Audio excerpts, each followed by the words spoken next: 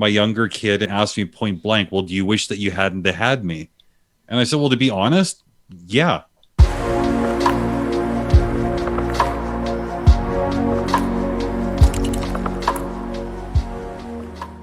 Hello, welcome. This is Life Is It Just Me, the podcast and now YouTube series because there's so much going on. My name's Paul. I'm joined today, as always, by Ryan. Hello, Ryan. How are you doing, Paul? I'm so good. I'm so happy to be with you again, doing this incredible season. The amount of people we have spoken to. We talk about the big topics in life. This first season is all about the decision as to whether to have children, and we're joined tonight by AC. Hi, AC. Hi. Good to have you here. We don't make any kind of judgment. We're just here to share stories, share experiences, and see where we end up. How you doing tonight, guys? All good? Chat. Yes, just a bit of a chat. Yeah, good. AC, tell us a bit about yourself, please. Well, do you want to have something organic, or you want my official biography? Good. I wasn't expecting that. I'm going to say somewhere in the middle. Yes, that's somewhere exactly in the middle. it. Yeah. That's exactly it. Yeah. Okay, well, I'll just talk myself up here. I like to describe myself as an inspirational speaker, an activist, philosopher, producer, writer, and a hopeless romantic. Wow. Sales pitch. That's what it's like. Yeah, I'm the co-founder of Kingfisher Media. I host my own podcast, Turn Up the AC, as well as co-host a show called When the Bow Breaks. Yeah, that's basically me in a nutshell. Nice. I mean, that's quite a nice resume you've got there. CV. Yeah. Oh, I just try to make myself sound exciting, you know? I think it worked. Worked for me anyway. It did. I'm going to have to work on mine. I'm going to have to create a bio. Hi, I'm Ryan, and I'm Paul. Hi, I'm Ryan. I'm Ryan. That's it. That's it. That's pretty much all we're going for. AC, Also, we're I here. don't have much of a pretty face. I got to rely on my words, right? Hey, who are we to judge? We We've told all you got no faces for judgment. radio. Oi. I don't subscribe to that. This isn't going the way I want it to go already. We're going to have to cut this and start again, I've decided. AC, as you know, we're here to talk about the decision about having kids, which is something that Don't do it. Oh, wow, that came in quickly. I was going to set you up. Start, It was. I was going to set you up and say it's something that you have some experience and opinion with, and I was going to ask you to tell us a bit about your sort of history and your marriage and take us down that road, please. Well, maybe let's try it your way. Otherwise, we're going to be wrapping up the show in about 10 seconds. I was going to say it might be quite short, yeah. Tell us then about your, I guess, start us off with your upbringing and take us up to sort of present day. Yeah, I was raised in a very strict religious environment. My parents were Pentecostal Christians. It wasn't exactly an environment that was receptive to free thinking or skepticism.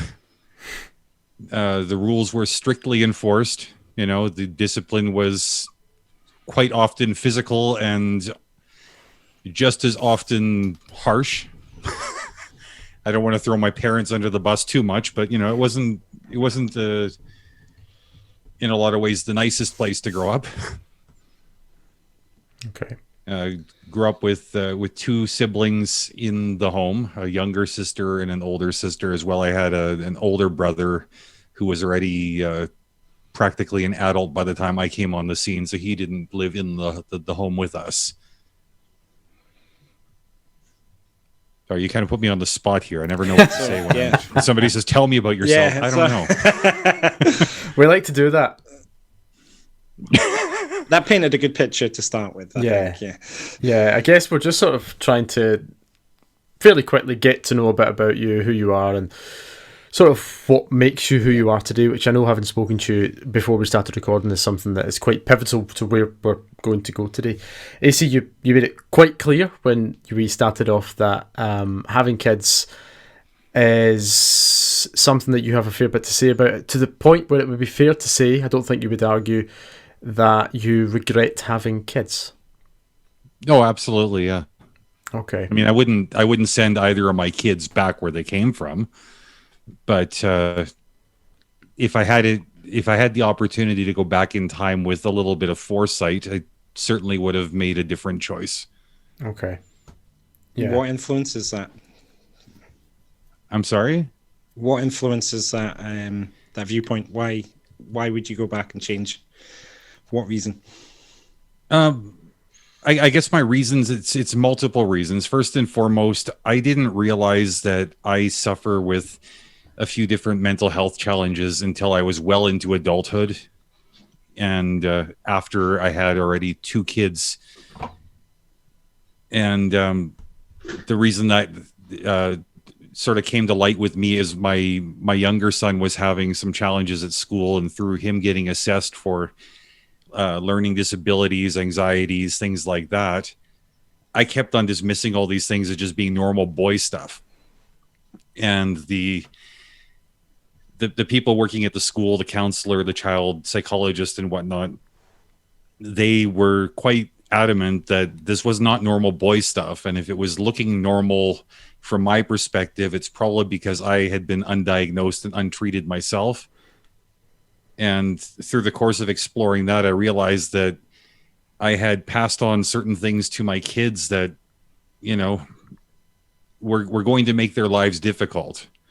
And if I'd known that I had these things to give through my genes, I probably would have just kept them to myself. Um, Another part of it is that because of the environment I grew up in,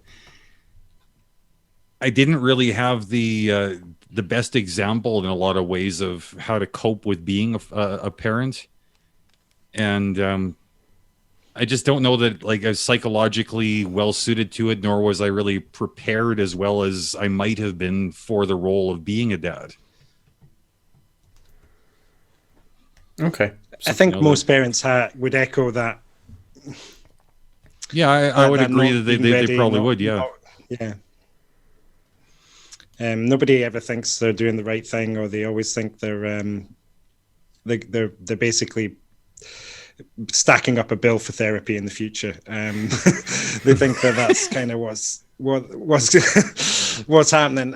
I know I worry every single day, and I have spoken to Paul about this several times. About I have no idea if I'm doing it right, if my kids are going to be messed up because of the things I say and do, and so I think that is just common for all parents. It sounds like you. Would you say you've got a little bit of guilt? It sounds like you feel a bit guilty for having passed on. You said your genes, but is that something that plays a part in it? Or? See, that's kind of a not a simple question for me to answer, because I mean, one of my malfunctions, if you want to put it that way, is I don't always experience the full range of normal human emotions. Like I've been told by several people, you've got sociopathic tendencies, though you're not a true sociopath. Guilt is one of those things I'm not really familiar with because I almost never feel it. But as far as looking at my kids and what they've taken from me, yeah, definitely guilt is a strong component. And, you know, it's possible that I blow that a little bit out of proportion because, you know, like I was saying, it's not something I have a lot of experience with. So if it's manifesting in my relationship with my kids, it just seems really, really big to me. Yeah. I mean, it sounds like you've done a lot of self-analyzing. So there is, I mean, that's a plus. You must think, like, congratulate yourself for that kind of mindset. Like you at least you're looking inwardly. A lot of people just go through life oblivious, not thinking about any of the things they do. They just go through, like, I'm not one of those people. I overanalyze everything. I'm with you, but I do see people just kind of wafting through life, not really caring how they affect others. And at least you are taking that on board and saying, you know, there's things in me that I can see that maybe don't work the way you would like them. Again, though, I feel like that's something that's just echoed in all parents. So, like, really something that we all kind of go through.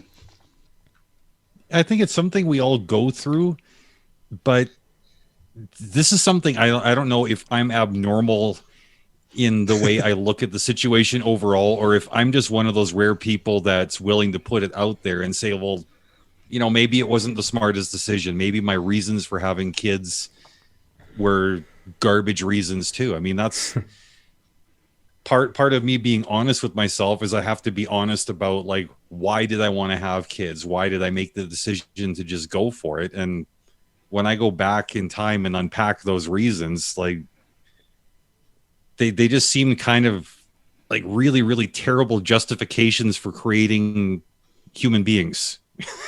It's interesting you say that, because I've done a fair bit of work trying to find people who are happy to come on and talk about their experiences. Maybe it's being child free, maybe it's struggling to conceive, and this particular area, regretting having children, has been the most difficult to find someone who was open and honest to do so. And now it almost feels like we've struck gold, because not only have we got someone who wants to do it, we've got someone who is ready to literally pour their heart out and tell us everything, which is what you've said before and is becoming true now. But yeah, I think that is very much an anomaly. That's not the accepted viewpoint. And I wonder how you feel about people knowing that about you. This isn't the first time you've said that, but what are the kind of reactions you've had when you've said to either your family or to others, I regret having children? More often than not, people just want to argue with me about what I think. And it's not like they're trying to convince me to change my mind. They're trying to convince me that I'm not thinking what I actually think. Like, they know me better than I know me. And I don't know if that's because, again, that my viewpoint is just off the beaten track so far that people can't identify, or if they just don't want to look at the fact that we all have these feelings somewhere deep inside. Because, when I talk to people and they say, no, having kids is a wonderful, rewarding experience, there's no downside. My first thought is always like, are you kidding me? Like, you can't possibly believe this. That's just a lie. Just get that clear. It's gotta be, right? There's downsides to everything. Let's face it. There's a balance to everything, and having kids it's a decision. It's a definite. Like, I know people do it without deciding, but yeah, it's definitely, there is downsides to having children. I mean, I've got 2 kids and I love them dearly, but you do make sacrifices, and you have, like, making choices to make those sacrifices is one of the things, again, I do daily. If I decided, you know what, today's going to be a selfish day, like, my kids would be, like, out in the cold, like, it's... And it's cold here right now in December. It really is, yeah. Yeah, I a bit of self-disclosure here from me, and I've said before on this season that I'm sort of in the will I, won't I, and this is part of my process of finding out, I guess. But I've spoken to you, Ryan, about this. I'm not sure if I've said it on air, but a very close family member, I won't mention who they are, when they found out that I was planning to have this discussion with some friends and some strangers, I suppose is the way to put it, this family member, this person's response was, don't listen to anyone who says anything negative about having kids, because it's all good. Which is just what you said, AC. And I know that comes from a place of encouraging me and not wanting me to rule it out. But it seems like that sort of advice, at least in your experience, AC, is more common than just hearing it on a one-off. No, I mean, I always tell people that, like, especially like people that are in their 20s, I'm a little bit older than that now. I won't say exactly how old, but you're just like Ryan. I'm talking to kids in their 20s that are like thinking, well, should I have kids? All my friends are saying to do it. And I always ask, like, the people that are telling you to have kids, do they already have kids? Because when I was kind of like at that age and thinking about whether to start a family or not, it seemed like there was a lot of people saying, oh, yeah, have kids. It's great. It's rewarding. It's wonderful. And then, like, my first kid was born, and it's like, I haven't slept in a month. I don't remember the last time I had sex. I don't remember what disposable income looks like. And you people all told me this was going to be great. And then they all laughed at me. They're like, oh, yeah, that's just a lie that you tell people because you want them to suffer with you. Wow. Oh, that's but I never wanted to be that guy. When people ask me, should I have kids? I always just say, you know what? No, you can have sex. It doesn't have to result in a family.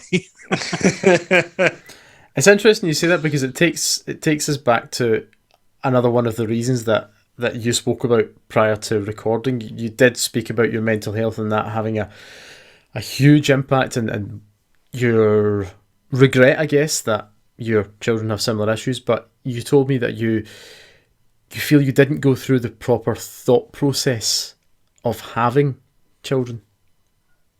No, absolutely not. What is the proper thought You know, process?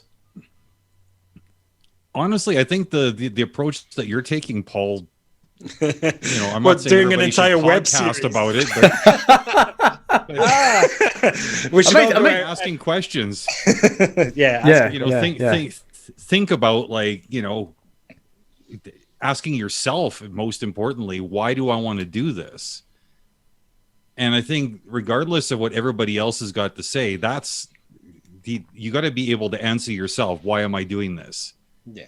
And if all you can come up with is a shoulder shrug or something just as empty, you probably don't have a good reason. And when I decided to have my first son, it just seemed like it was the next logical step, was part of it. And the other part was thinking that, like, I was with this woman who, she seemed pretty decent, I'm not gonna lie.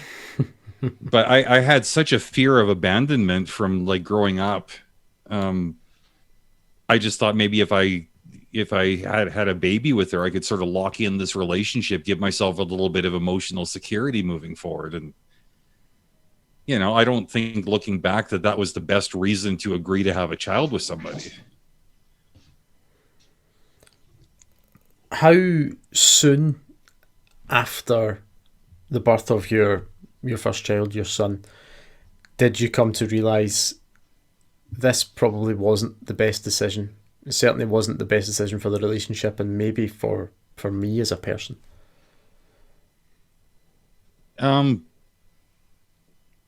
I think that my first regret started probably inside of the first year of having my first son, and that was mostly because having a kid, as I'm sure you can identify, Ryan, it really highlights any problems in your existing relationship with your significant other. Yeah, And I mean, you it's very deal much with- a team event. If you're not on the Mhm. same page, I can imagine it'd be super difficult. Like, we have to talk through a lot of things, and we compromise on certain things, but I mean, we're pretty much together on everything. So yeah, it's very much a team sport. Parenting. Ideally, yeah, but I mean, Yeah. if the team isn't playing well together, you're pulling in different directions, following Yeah. different strategies, things get kind of sideways really quickly. And while the breakdown of my relationship with my son's mother was very much a factor, if anything, it just sort of made me press into my relationship with my, at the time, infant son even more, because I thought, okay, well, at least this is something good that's come out of a bad situation. But at the same time, it's like me being kind of an insecure person emotionally and suffering with a lot of anxiety and whatnot. The closer that bond between my son and I became, the more fear was also wrapped up in it, the more insecurity. And as much as I was pulling towards him in some ways, I feel like maybe I was pushing away from him in others, because I was afraid of what loving somebody that much might expose me to. That does make sense, hearing you say that, because the more you invest, the more you've got to lose, and the getting caught up in that emotion. I mean, I explained it to Paul, because I was there for the birth of both of my children, but when my first came along, holding him for the first time, everything seemed to click into place for me. Now, I was never going to have children. I was going to be the cool uncle. My sister was going to have kids. So, I mean, I've talked about that quite openly. And then when we were having children, I wouldn't say I was as scared as any parent who doesn't know what's going to happen. But as soon as I held my son, I kind of was like, okay, this is really real. and this is what I need to invest my time in. So I think for me anyway, it felt very much like I've now found what it is I need to be doing. Like, I don't know if that's because of me. I just felt like I hadn't really found my purpose, and now I felt like I had one. Or I can't explain it, and there's probably a psychologist screaming at at me right now on either on the screen or listening, going, "Oh my god, you've got like classic whatever illness, classic dadness, classic something." But from what you said, then really kind of rang a bell, because I was like, yeah, putting all your love into something, putting all your energy, all your time, all your just everything.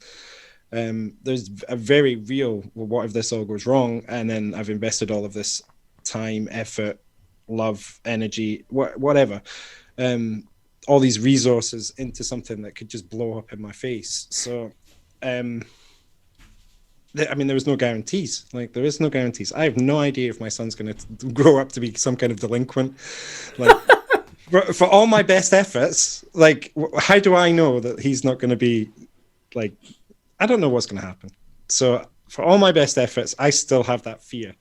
So, I completely understand when you say I was scared, or I still am scared, or what. Because I am still scared, if I'm really honest. So no, I think like it's an essential component to being a productive dad is that little element of fear. It keeps your game sharp, right? It just, I think with me, that fear gets a little out of control because I've got that underlying anxiety anyways. And, the way my anxiety manifests is I try to imagine every imaginable outcome and I try to be prepared for it. But you know what it's like with kids? There's an infinite number of outcomes. There's something you didn't think of. That definitely happened. Yeah. Yeah. No, I totally get that. I really do. And I don't. You're not alone. I mean, I know you're saying you've got that underlying anxiety, and I feel like I probably would be there, to be honest, because every day I'm just second guessing, and I do the same as you. Like I said at the beginning, I overanalyze everything. So, and they always surprise you with something, or it doesn't go. You think they're going to react in a certain way, and you're like, "Haha, I've totally got this," and then you're like, "Nope, that backfired. That did not go how I saw it." I can relate. So, I don't have children, as you both know, but I teach, and children. Yeah, I teach. I put a lot of my energy into that. I put my heart into that, and I can relate to the unpredictability. I can relate to the uncertainty, the sometimes anxiety, and those aren't my children. Those are someone else's children. Yeah, I would never plan on having 30 children. I don't think that'd be a little bit too many.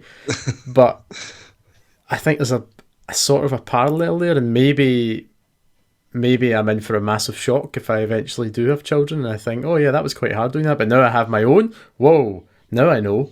But kind of feel like I maybe know what you mean just a little bit, but maybe not. There's always room for them to surprise you. Like, having had 2 kids, I was shocked both times. The first time I was shocked because I had always expected that having a baby was going to be so difficult, and my older son was just like the most perfect imaginable scenario, and I thought, man, if this is how easy babies are, like, I don't know why people don't have like way more of them. Like, any idiot could do this. And when my second kid was born, he was the freaking Antichrist. So as well prepared as I thought I was shocked to learn that no, like, you spawn basically the offspring of Satan. Like, you're gonna have some shock in the mix. I would think so. I found it interesting, AC, when you said earlier when your son was a bit younger. What age is he now, just to clarify? Your first son? He's 18 now. Okay, so at first, and maybe up until now, you spoke about loving him so much and worrying that was maybe going to end up pushing you apart. You spoke about having that deep love for him, but at the same time about regretting having children, and they almost seem at a base level to be incompatible, those two statements? Well, like I said right off the top, I mean, I wouldn't give either of my kids back. I love them both very much, but it's because of the love I have for them that regret manifests, because I see so many of the struggles that they have, that they inherited from me. These I don't want to say deficiencies, but I mean, they're not capable of dealing with everyday situations in the same way that like other healthier kids may. Like uh, my older son's on the spectrum. That's always been a challenge. He's got same thing as me: panic disorder, general anxiety, sensory issues. He misses all kinds of social cues. He's a bit weird. He's also highly intelligent with a photographic memory. And I think when you take all those other things and couple them with him just being smarter than his peers, I mean, it's been emotionally difficult for him because he never sees himself as smart.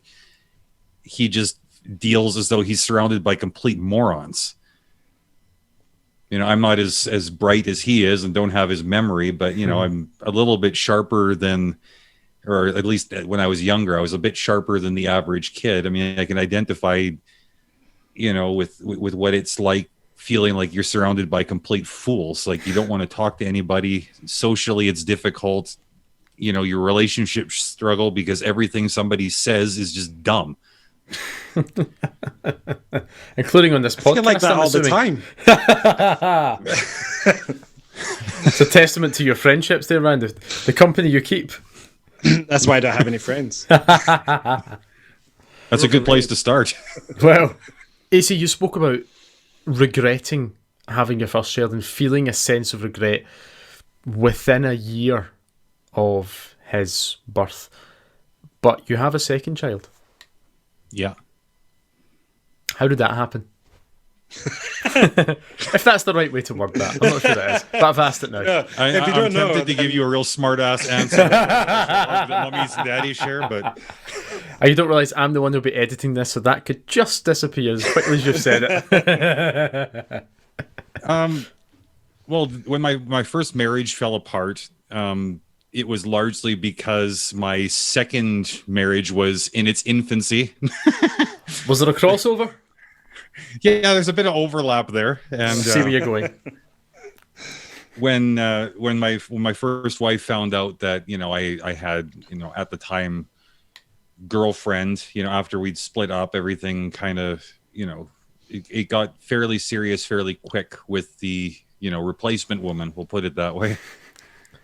And my first wife really took exception to that, and she was determined to interfere with my relationship with my older son, or at the time my only son. And I don't want to go too far into that just because her and I are really, really good friends now. I don't want to piss her off. Good decision. But there was a period of a few months where I hadn't seen my son. I didn't know if I was ever going to see him again.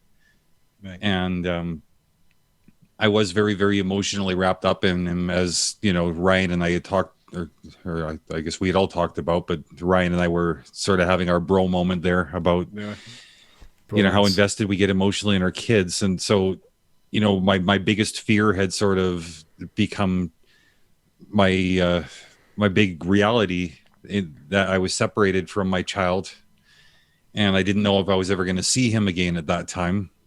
And given the way that his mom was talking, it sounded like I was never going to see him again. She had a sister living in Europe, and she alluded to the fact that she might just pack up our kid and skip the continent.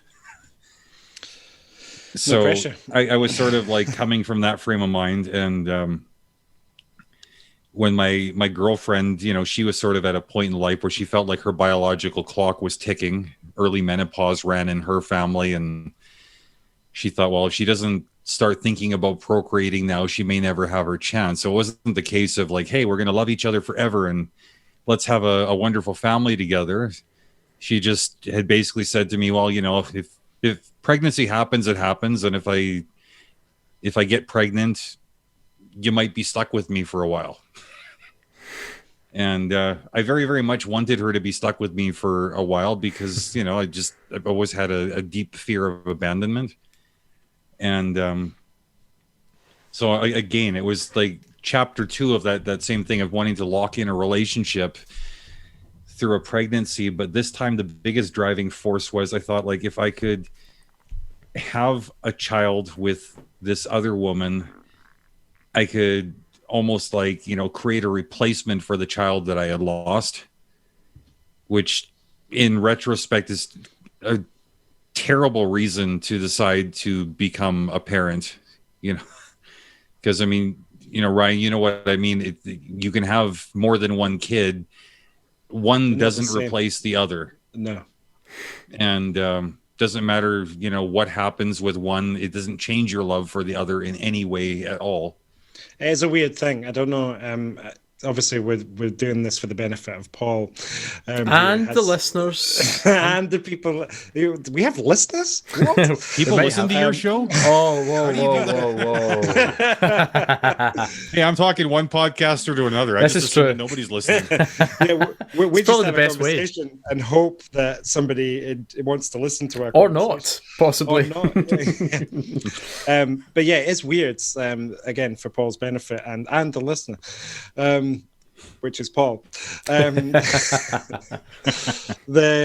having kids, it's like that. It's like having a second one doesn't dilute the love for the first one, and then it's almost like you've got this like just more love that you never knew you had for the second one. It's really crazy. It's clearly the way we're wired to protect these things that we make. These things. Yeah, well, we do. They like I think we are wired in a certain way to specifically feel like that so that we'll protect them. All people or most people? Well, me, I can only speak for myself, Paul. True. I can't speak. I will not put words in other people's mouths. But for me personally, I feel like I'm wired. But there must be a caveman style thing.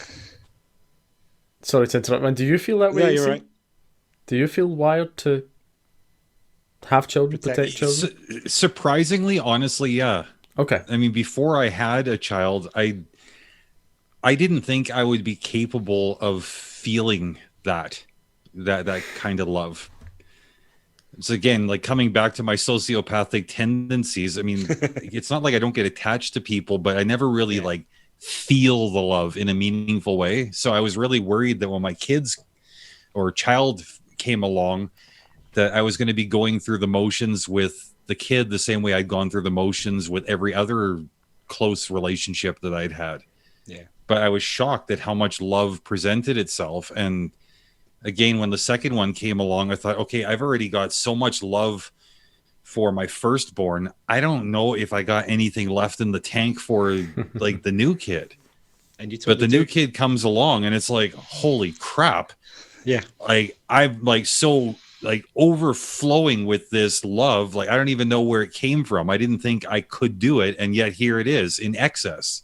It is strange. I mean, that's what I was trying to articulate, but you did it way better than me. You both did. It's weird. I don't know where it comes from either, but I can only assume that our brains are genetics are wired to protect our offspring. That's the only thing I can come up with because it didn't make sense to me until it happened, and then it still doesn't make sense to me, but I know it to be true. So it's a weird thing as a parent, and I like Paul. It's difficult to put into words, but it's just that's how it feels. Like it's just this unconditional love for something that could end up being a train wreck, but it's not. Like it's yeah. I know what you both mean, and at the same time, I have no idea what you both mean. Yeah. What you say makes absolute sense, but I feel like it's impossible to understand without experiencing it. Would you both agree? I think so. Not necessarily. I think the fact that you can't quite wrap your head around it tells me that you actually do get it. Yeah, exactly. Because I mean, like, if I'm hearing Ryan's tone correctly, I mean, he's experiencing it actively and he still has no idea what the hell it is. It's like that. Like sometimes, like kids are tough. Like they are. It's not an easy road. Like if anyone's telling you it's an easy road travel, it's not. Like there's so much No, they're liars. compromise. Yeah, they're liars. There's so much compromise. There is so much that like there's only so much resources and time, money, and you have to decide how you're going to spend that. And that's true of life generally. But when you've got children, you have to decide, right, are they getting or am I getting? Or it's like where and you all like almost always go, no, they're getting it. So and then you just don't know if it's going to work out. So I find even simple things like the washing goes in the washing basket, not around it, not near it, not on top of it, not covering it, but actually inside it. Like that is a conversation I have daily with my son, and I feel like it's a conversation I have daily with my fiance. And it's like, why have we not got this yet? Like you're clever enough to understand that things go in the basket. You know, I'm starting to sound like was it Wild Bill? The lotion goes in the basket. So I'm a big movie fan. I got sidetracked there. No, but you know, like I asked my sister about this once. It's like, why do I have to have these conversations? You know, like, why do I have to explain to my kid why his leftover half-eaten sandwich doesn't go under his mattress? I know. You know, and obvious, her answer right? was pretty simple. She said, because kids are idiots. Well, you literally have to teach them like the skills, and they're not always transferable skills. You can teach it in the kitchen, like one level, that same skill of the sandwich doesn't belong on the bunker, it belongs in the bin or in the trash or whatever vernacular. But then that doesn't transfer from that sandwich doesn't belong on your floor or under your bed. It belongs in the trash. Like it's not a transferable skill. You feel like you're always going, right, so this is how this scenario works in this specific way, and I'm going to have to teach you this again tomorrow, aren't I, when we're downstairs in a different location. Well, that sounds fun. No, there's a lot of conversations that you end up having through clenched teeth as well, because you're just trying not to lose your mind. Yeah, because there's a lot of repetition, Paul. I do feel like I could and I'm sure AC feels like this too, but I'm not going to put words in your mouth, AC. Where I could put my voice onto an iPad and do a video, and they could just press the button and replay the same video daily, and they would get as much out of that as me standing there, like telling them that same thing. So I could probably put all the lessons on an iPad, and that would get more attention because screens are the bomb. You know, they love them. So I don't know. It's hard. There's no, yeah. I don't have it worked out. No, and it's like, I don't know, like this is like all part of the daily frustration too, is I don't know how your kids are. Mine, you know, if I speak in a calm voice, they don't hear it. If I raise my voice, then they don't receive it. I mean, either way, I end up stressed out. I mean, you look at my hairline. I used to have hair like yours, Paul, before kids. So just keep that in mind. You want to look like this? I was just saying to Paul, it's leaving me here. Look, this little section. That might be the kids. Front, and it's yeah, your hair starts retreating. It doesn't want to look at those damn kids. AC, do you regret anything about your life before you had kids? Well, I mean, there certainly are some changes that are going to happen when kids come into the mix. I mean, I'm always reminded of what my father used to say whenever he'd get frustrated with his role of being a dad. He'd say, you know, like, children are the enemy of the marriage. Wow. And I thought that was a really like nasty thing for somebody to say when I was a kid. But once I had kids, I really understood it, because you don't have that option to just be a couple when there's a child of any age in the mix. You know, it's not just related to like, do we want to go and have like, some afternoon sex? It could be a case of, do we want to just go for a walk? Do we want to run an errand to the grocery store without having to think about what we're doing with the kid? Sometimes you want to sleep in till 11 o'clock in the morning because you've been up all night drinking. That's not happening.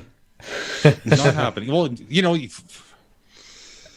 I used to enjoy drinking quite a bit more when I was younger. So, I mean, like giving up my day drinking, that was a tough sacrifice. I mean, maybe it sounds kind of silly to some people who are listening, but I mean, it's the little pleasures in life that make it worth living. And you give all of those away in exchange for having a kid. And I'm not going to say that it takes all the pleasure out of life. It just takes those existing pleasures and trades them for something that looks drastically different and is framed in a very, very different way as well. Yeah, I think not being in the position you guys are in, or possibly yet, possibly ever, not having children of my own, I like the way my life is now. I like the freedom I have to go here, to do this, or literally do nothing. Sometimes it is a case of, as you say, staying in bed until almost 11 a.m. and working full time. That suits me very well. Am I prepared to give that up?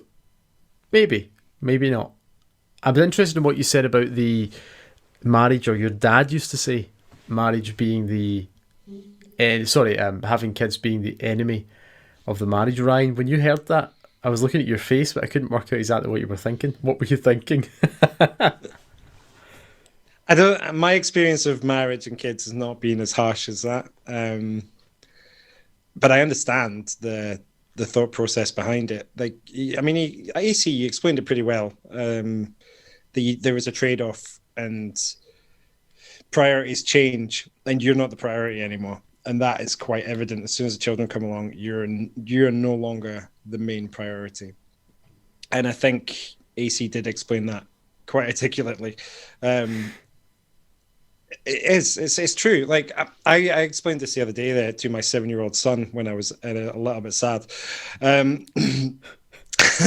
I said, do you know, Daddy hasn't watched the Formula One in about 7 years. And I can see where this is going. Is this a guilt trip? I used to. It wasn't a guilt trip, but it was just an explanation of like how my life or our lives have changed because like the priorities have changed. So the exact same thing as what AC just said. I used to that was one of my weekend pleasures, and I had the time for it. Now the Formula One is a very time like consuming process for anybody who's a motor racing fan. But because you've got the Friday for practice, the Saturday for qualifying, the Sunday for like 3 hours of the actual race. So it's a full-on weekend event. It's a shift. And so it is a shift, yeah. And I haven't done that since Jackson was a baby, because like when he was a baby, he wasn't watching TV or commanding any kind of thing. So I was able to sit with him and do that. But then as he got older and needed more like time, input, attention, more of the priority shifted towards him. Obviously as a baby, the priorities are all about him, but like it's a lot easier to entertain a baby than it is to entertain a toddler and so on. So it wasn't untrue what I said. Like that pleasure, that one thing that was normal for me, I have not done that in years. Definitely not a 3-day thing. And I have watched bits of the F1, and I usually fall asleep when I'm watching it now because I'm like so tired. But I do find that I have to watch it. Like the kids are going to bed. My wife has gone to bed because she's working in the morning, and then I have to carve out that moment for myself where I'm like, okay, now I can put this on and hopefully watch some of it before I fall asleep. Yeah, I can completely relate. Does that make it all the sweeter when it happens, though? When you get that half hour or an hour of me time? Or is it or is there always a longing for, I wish this could be what it was before, or at least a bit more than it is now? With young kids, what is me time? I meant more when they're a bit older. Sort of where Ryan is kind of getting to now, roughly, maybe. Well, yeah, I mean, they're becoming a bit more autonomous. You can watch them a little bit less. I don't know, Paul. It's hard to quantify, but I would say no, because it feels almost like now the thing that used to be a pleasure is a bit of a chore. Like I want to fit it in, but I can't really be bothered anymore. Like, like I really, and I'm so far behind that like I'm always dodging spoilers. Like Okay. it's like, oh yeah, so and so won that race, and I knew that 8 weeks ago because I'm that far It's no behind. longer relevant. So it's no longer The next exactly. season So started. it's more like I'm watching a historical document than like a now thing when it was Okay. in the now. So I go to watch it because I'm interested and I like the stats and I like all I like the experience of it, but it feels more like a chore, a catch up now rather than something I just submerged myself in for 3 days. So in real time as well. So that's the difference. I think if you ask anyone who watches any sports, I'm pretty sure if they're watching it on repeat that it's not the same. No. So yeah, that's kind of as much as I can quantify that for you. Thank you. No, and it's not just like sporting events too. Because I mean, I miss. I'm a big fan of Italian. I'll say football because you guys are in Europe. You were going to say soccer, weren't you? Soccer for people over here. But I used to love watching all the AC Milan games and whatnot, and you don't want to watch the games when they're on record. You don't want to watch highlights. It's just easier to say, you know what, that part of my life is dead. Okay. Wow. But I mean, Well, like that's yeah. like that's a weekend sacrifice. But I mean, it's the everyday little things too that I think a lot of people don't realize. Like I went literally 12 years without getting a new pair of underpants. Whoa. Because it's like when the kid's born, it's like you expect that you're going to be buying diapers, you expect you're going to have to be buying baby furniture and all this nonsense. But then there's the surprise expenses of, okay, like mom doesn't fit into the clothes that she used to wear, she needs a new wardrobe now, she needs different bras because her boobs have changed size. And then you got this child who's continuing to grow in every different stage of development. It's different toys, different books, different clothes, different activities. You can't keep up. You got no time. You got no money. And everybody's saying you got to prioritize yourself. Otherwise, you're going to be no good to the people who depend on you. But those odd little moments, these ones, Paul, that you were asking, if they're sweeter or not. For me, they really weren't sweet because I was either too tired to enjoy them or I felt guilty for enjoying them because I was so in the routine of making myself about everybody around me. That's really scary. That's the exact same mindset that I just felt myself going through. I was just like, "Yep, there's a common theme running here." About right. Yeah, but you do feel a bit guilty because you're just like, I'm now those limited time and resources that we talked about. We're using some of them up, not spending them where we think they probably meant they should be. I have mine isn't being as extreme as not buying new underwear in 12 years, but I do still have clothes obviously older than my children. So there's definitely truth in that for me too. Paul, you've got if you do go down this road, and again, this is only my opinion, but do it for the right reasons because and do it because you want to do it and not because somebody told you to do it, or like sure. you go. That's been AC very touched clear on this earlier, and he said that he touched on this earlier, saying that you should you're doing the right thing by asking questions and getting the information first, and a very scientific approach to deciding whether or not to have children. But I suppose if you've got that luxury, why not take it? It's kind of, if you can, why not? Like, take all the information you can. Of and course, then decide. of course. And I'm sure the reason we're doing this, the reason we'll do future seasons, is for people in similar boats to have the exposure to conversations that maybe you wouldn't have. How often in your life do you come across someone who honestly says, "Yeah, I regret having kids"? How often do you come across someone who says, "I feel so strongly about not wanting children, I'm going to sterilise myself"? And we've tried to sort of encompass that in our podcast. So we have, yeah. for the greater good, I hope.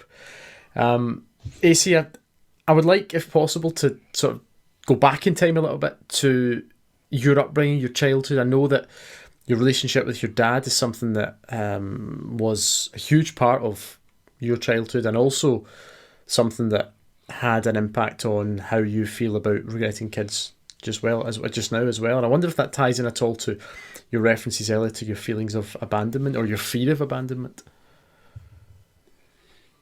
Yeah.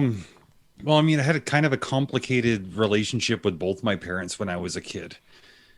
You know, the fear of abandonment, it started in infancy probably. I had a lot of fevers when I was first born that required hospitalization, and my parents couldn't stay at the hospital with me because, you know, my older sister, she's only a couple of years older, so I mean, she was quite young. She needed my parents' attention at home.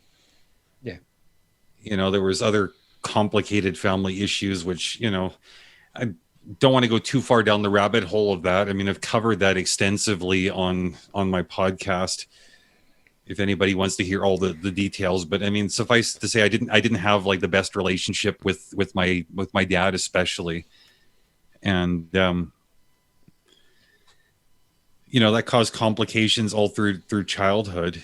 When I reached adulthood, I sort of figured, you know, I'm just done with all this. I wouldn't even call him dad at that point. I addressed him by his first name. We were in contact, but we weren't very close. But you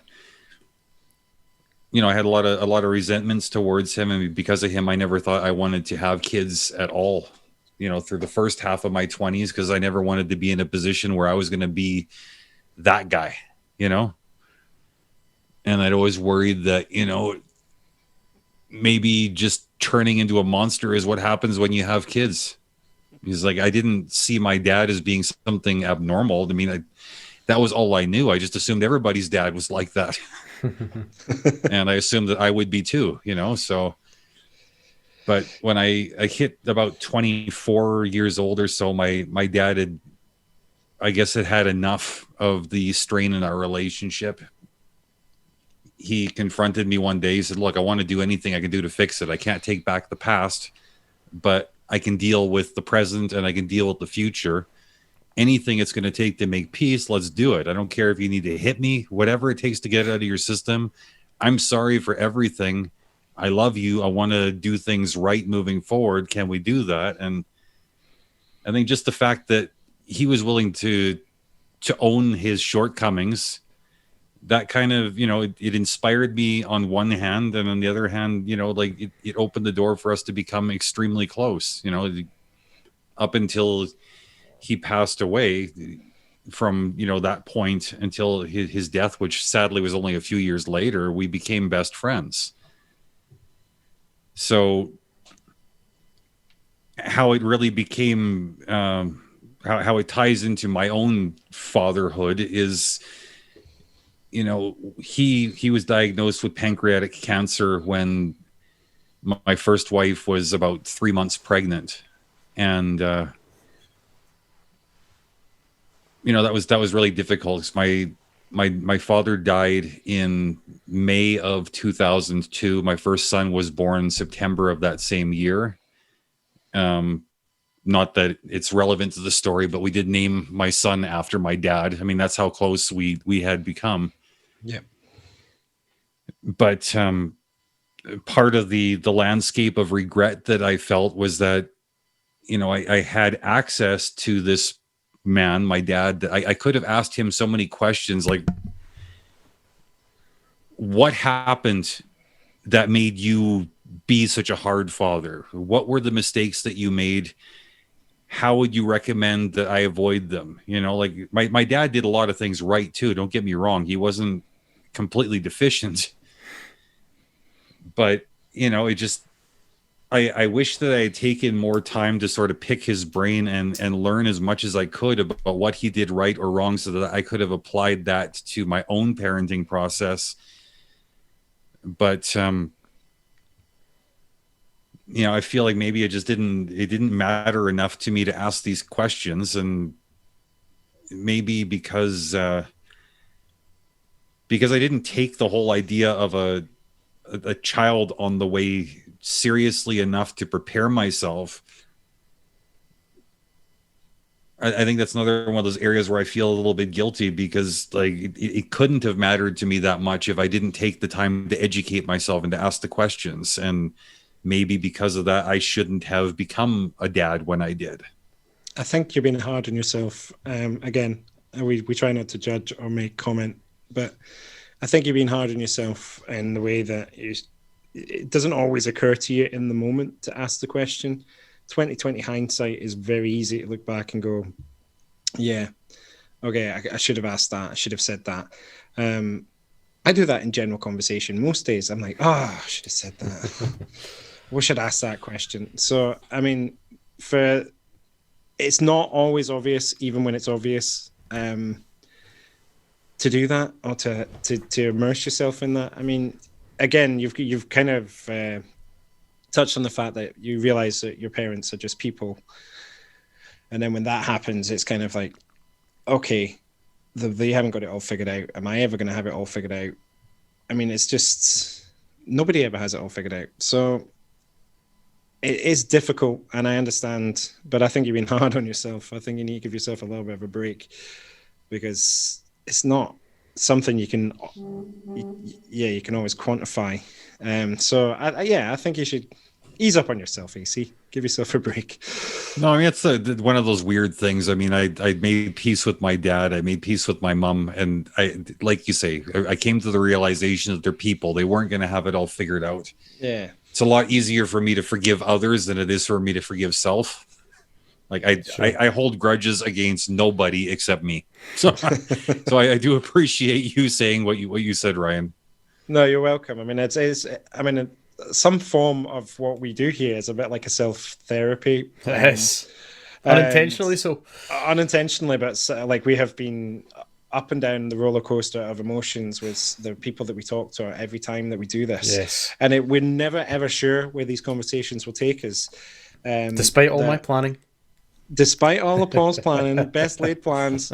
And that's why we've enjoyed doing this season, because meeting people like yourself, it tends to be that people are really hard on themselves. Oh, yeah. People are the meanest to themselves before giving themselves a break. So, I mean, you didn't have all the tools handed to you. Nobody ever does. And you did the best with what you had.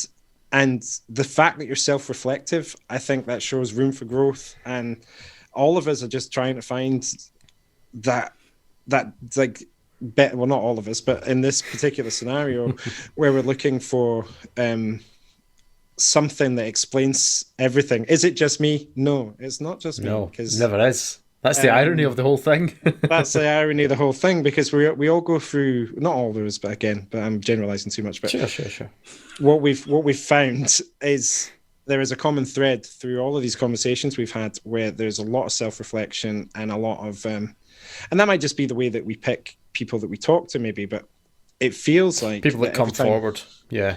And it feels like that we've been very lucky. Again, you're a really articulate person. You've managed to say quite clearly why you think the way that you think, and it is quite apparent that it's not just you. So yeah, it's interesting. You said earlier, Ryan, on this episode, that there's so many people just sort of stumble through life, be it having children, be it getting married, be it whatever.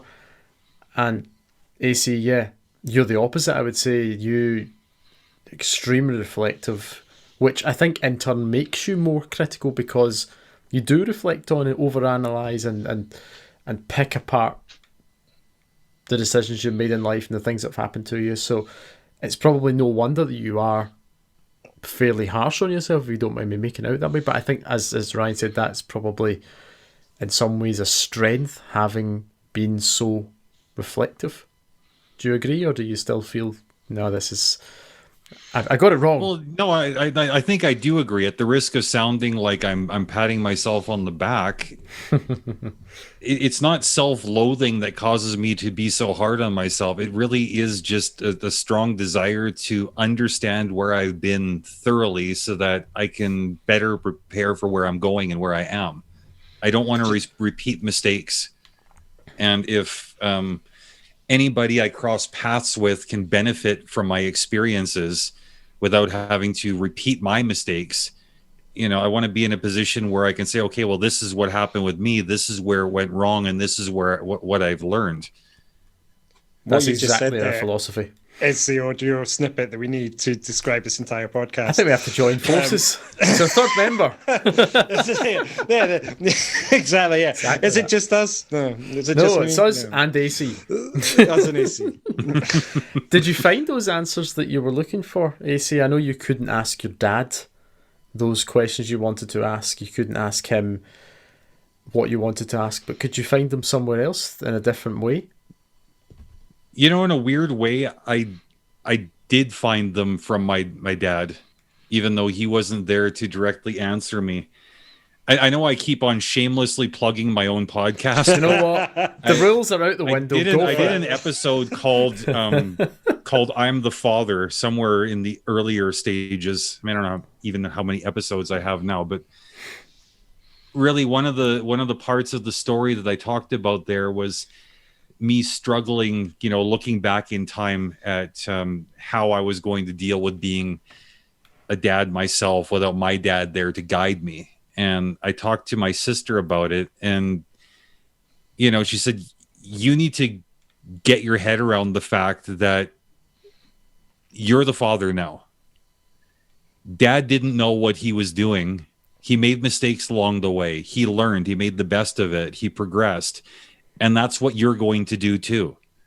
And, through that conversation, I realized that, he didn't really need to be there, because, he didn't have all the answers to give me either way.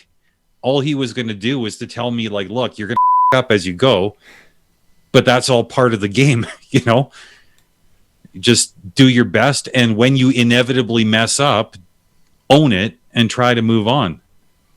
I think the only thing that he kind of did horribly wrong was waiting so long to own up to his mistakes and waiting so long to reflect. But once he got there, he became a very, very sweet and wonderful person. I mean, I don't know how sweet I am, and it's not up to me to say whether or not I'm wonderful, but You seem wonderful to me. I certainly have jumped into I'm owning my vibing. stuff. Yeah, you have. You I definitely have. I try to take personal ownership whenever I can, and I do reflect constantly.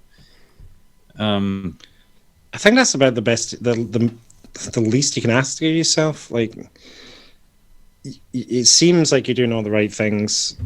Have you maybe done it right from the beginning? No, but does anybody? So, and that's a realization you've had for your father. It's a realization you're having for yourself, and it's probably the realization we're all going to have for humanity in the future. That we messed up. We have messed up more than once, and we need to learn from that and move on. Is that easy? No. Is that easy? Is it easy to admit that you've made a mistake sometimes? No. But is it the right thing to do? Yeah. Probably in every time, yeah. But I need to ask this question. I want to ask this question, particularly after what you just said, Ryan. And I hope that anyone listening has been along a similar journey to us, maybe at first being somewhat taken aback, as I was when you reached out and said, yeah, I'll come on, I'll tell you openly on the internet that I regret having my own children. And I don't know about you listening or you, Ryan, but I know that my thought process as we've spoken, I've started to understand better. Maybe not fully, but I've started to understand where you're coming from and the reasons behind it. Your children now, and of course the mothers of your children, are of age where that they could quite easily stumble across this video or this podcast if they wanted to. Do they know how you feel that you say openly, yeah, in some ways I do regret having children? Well, it's something actually that we've talked about collectively. I mean, my first wife is one of my best friends. My second wife is also a very, very close friend of mine. My first and second wives are really good friends themselves now. So I mean, there's an open circle of communication amongst the three of us, and it's something we've all talked about collectively. And it's like it's a shared regret. You know, we've all got different reasons for it, but I think the one reason that we all shared is that the two reasons that we all shared. One is that we didn't have good reasons for getting into being parents, and that none of us really felt like we were really suitable candidates to be parents. You know, because both of the mothers of my kids have said, you know, like, I think maybe I'm a little bit too self-absorbed to be an effective mother. And like, I'm not a self-absorbed person in practice, but I really feel like I would like to be more self-indulgent. But I've denied myself that path through becoming a parent. Do the children know? Yeah, I mean, like, I've got a great relationship with my oldest. I mean, him and I, we've always spoken quite frankly about things, and I think because I can be so open with him about things that are difficult like this, he in turn never hesitates to be open with me about things that are difficult. My younger kid, I mean, he's 13 going on 14 now, and we don't really have a lot of conversations where this type of thing comes up, but I mean, he knows more or less how I feel, just because, you know, like, I've told him, as long as he can remember, like, don't be in a rush to have kids. In fact, like, if you can avoid it, just avoid it. Just do the best you can, build your own life, build your own happiness, find somebody who loves and supports you, somebody who is not an obstacle to your fulfillment. Don't complicate things unnecessarily with kids. You know, and at one point he even asked me point blank, well, do you wish that you hadn't had me? And I said, well, to be honest, yeah. So, like, I love you, you know, I love you, but he's like, and you know, he's a very practical kid. He says, no, I understand what you're saying. He says, I never doubt that you love me, but he said, like, I understand why you might not have, you might not be happy with the decision to bring me into the world. It sounds more like, you know, that you regret circumstances than the children. Like, you regret. Well, that's the thing. I don't think you can regret children and love them at the same time. I don't regret the fact that they exist. I regret the circumstances, like you say, that like surround both them coming into the world and them continuing to be in the world. I mean, like, it can be hard to admit that, you know what, like, there's a lot of things about my life that I don't like that would be very, very different, and they would be a lot more pleasurable if I had never had the kids. But, you know, like, when I talked to my brother about it, he had said, well, that's one way of looking at it. The other way of looking at it is, you don't know what kind of life you would have had if you had not had kids. Would you have been as responsible? Would you have been as reflective? Would you have had the incentive to become the person that you become? There's just no way to know. So, Would you have an awesome podcast that you need to tell everybody about? Was that a dig? No, that it was playfully. I liked it. yeah, no, but it's true, because I mean, it's like all these things. It's, you know, I've again, well, here, well, you just gave me a softball here. I did talk about it on my podcast. No way, you didn't mention it. That You've got a podcast, AC. I really think you should have mentioned it. We should have known this would happen. But, you know, it's like it's a really difficult thing to be too hard on the decisions we've made, or too upset about the experiences we've had, if we like who we are right now today. And the thing is, I've gotten to a point finally in the last couple of years where I can honestly say, like, I love me. I think I'm great. You know, I don't care if anybody agrees or disagrees. I'm happy with who I am inside of my own headspace. Like, this is like a good place to be. But where I am right now in this moment wouldn't be possible without all the crap I've gone through and without all the terrible decisions I've made. Yeah, Life the roads only- we travel make You us, can't Yeah. change anything in your past and end up where you are right now. Life only course. makes sense backwards, that sort of thing. Yeah, I thought Steve Jobs did a speech on that, didn't he? Like, you can only connect the dots looking back. That was a Stanford speech. Well, he's right. But He- you can't. Yeah, it doesn't make sense looking forward, but looking back, you can connect all the dots. I wish I could become as successful as Steve Jobs. But, Hey, you never know. Once we release this first season, you might never know. AC, when your son asked you that question, when he said to you, "Do you regret having me? Do you regret me being born?" Something like that. Did any part of you want to lie? Did any part of you wonder? No. Did any part of you wonder about the impact it might have if you said to him, "Yes, I do regret that"? Well, I always wonder about the impact of everything I say, but me being worried about the impact is never going to justify lying to my kids, because I expect them to be straight with me. Okay. That expectation becomes very unreasonable if I'm not being straight with them. I think that's probably a very honest standpoint to take. Yeah. And literally in what you said and in the content of what you said, but Good. it's not, that wouldn't be easy though, would it? I don't think everybody easily makes that same choice. I probably should. No, it's not easy. Yeah. Because of that protective nature that we've already spoken about, I do sugarcoat a lot of the things for the kids. We've kept them very naive and very sheltered. And so those difficult conversations are yet to come for me, where we kind of share the ugliness of the world that we've sheltered them from so far. What sorts of things do you mean? Well, you know, like we made choices quite early on to not have like use profanity in the house around the kids, not have them see things that we would deem inappropriate for a young child. You know, like simple choices like that we made because we decided that was right for us as parents. But I know that's not how other parents, and there are kids in the school that Jackson's at that are playing Fortnite, you know, every night, 8 hours a night. Like I'm not saying that's not right for them.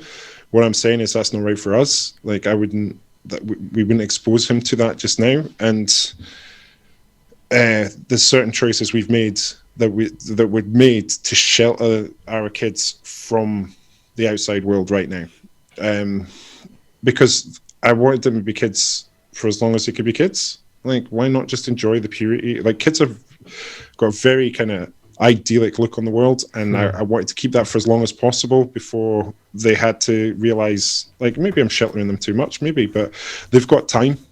As far as I'm concerned, I've got that time to give them, and like, God willing that I stay on the planet to teach them the rest of it.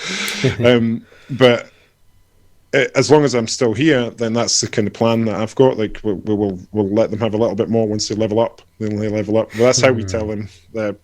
That's how we explained it to my eldest to make it easy for him to understand. You can when you're 8 years old, you'll level up a little bit more, and you'll be able to open up a few you'll be able to open up a few more experiences, and you know, just to make it easy for him to process why he's not allowed to see certain things or do certain things yet.